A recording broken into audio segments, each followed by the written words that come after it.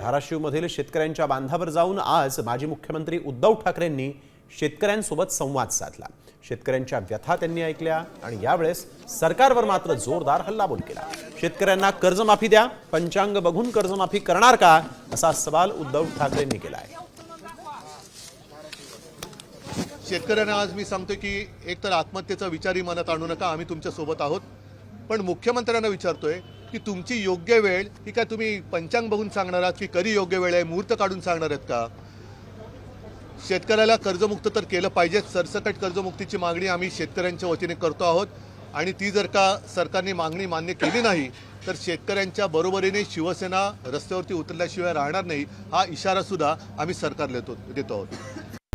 आता isakal.com आहे देशातील नंबर 1 ची मराठी न्यूज वेबसाईट। प्रत्येक अपडेटसाठी isakal.com ला नक्की भेट द्या।